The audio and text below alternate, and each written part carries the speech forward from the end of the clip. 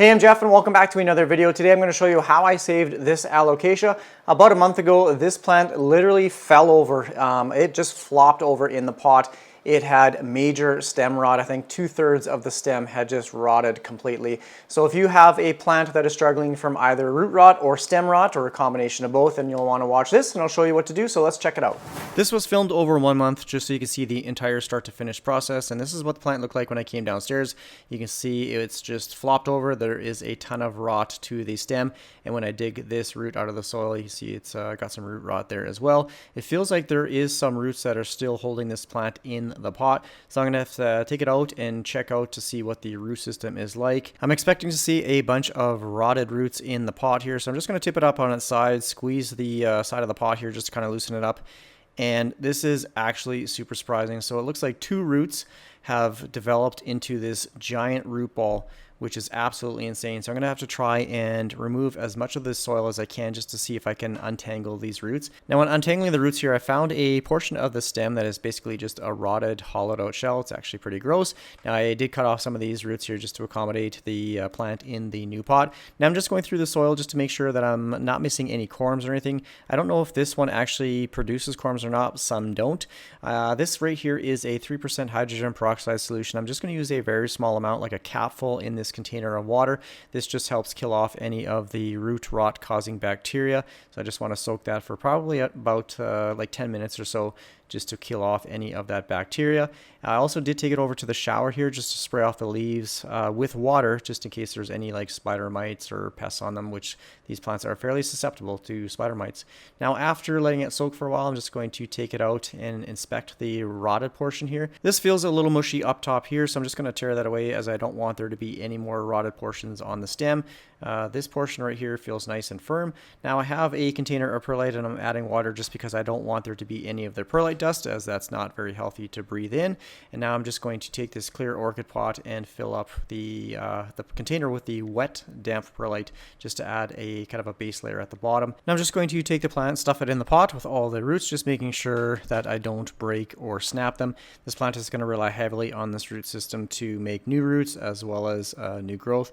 So now just fill up the pot with perlite, just making sure that it stays upright, and use a pencil if you need to poke down the perlite around the root system, just making sure that all the air gaps are filled. Now I'm going to use this spray bottle to water the plant. I just want to make sure that the perlite is thoroughly saturated. I am using a water and fertilizer mixture. The reason why I like using perlite over soil for my alocasias is these roots need to breathe. They need a lot of airflow, and that's the case with perlite. It just has a lot of air gaps, just allowing airflow to the roots, whereas if you have it in soil, it's a little bit more dense, and I find that sometimes it holds on to moisture just for a little bit longer than it would in perlite. So yeah, that's why I like using perlite. It just allows airflow. Now, only after a couple hours, you can see some of the leaves are starting to droop. So I am fully anticipating to lose these leaves.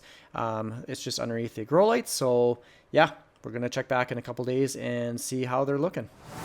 So 8 days have gone by and you can see this leaf is starting to turn a little bit yellow. This one has some blotchy spots kind of around the edges here. This one, however, has some pretty heavy yellowing, so I'm going to remove it here shortly. The roots themselves, not looking the greatest. They're starting to turn brown here.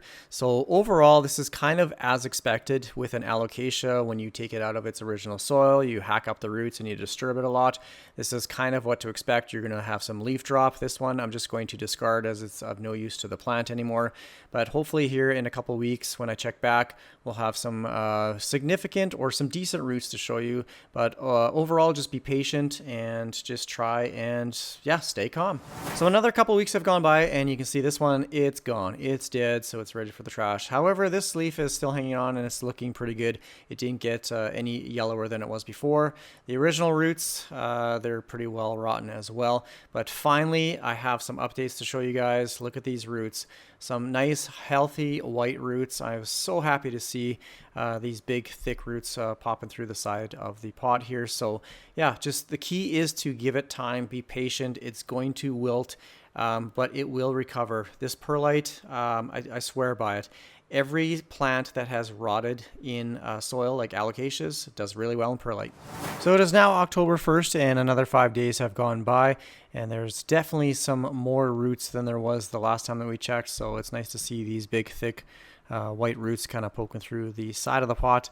I'm really happy with how it's turning out so far. You can see how far it's come along, but probably the most interesting thing about this update is it's actually getting a new leaf. So you can see the little tip of the new leaf poking through the petiole. That is super exciting. So I'm happy that it is finally starting to push out growth in only a matter of like 3 weeks, basically going from a rotted stump to a new leaf. So we'll check back in another few days. It is now October 6th and it has been 5 days since the last update, and this will be the last update for the video series. It's been an entire month, and you can see now the leaf is almost fully emerged out of the petiole.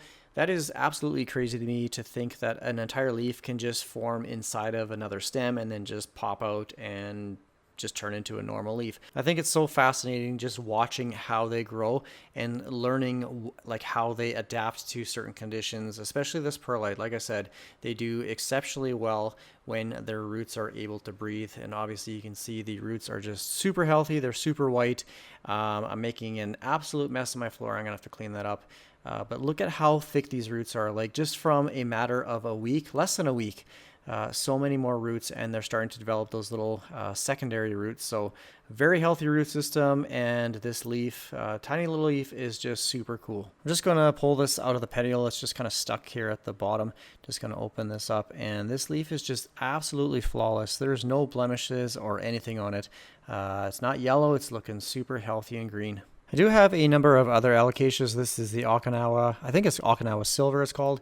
Look at these roots, same thing, super healthy roots. I never have an issue when I have them in perlite.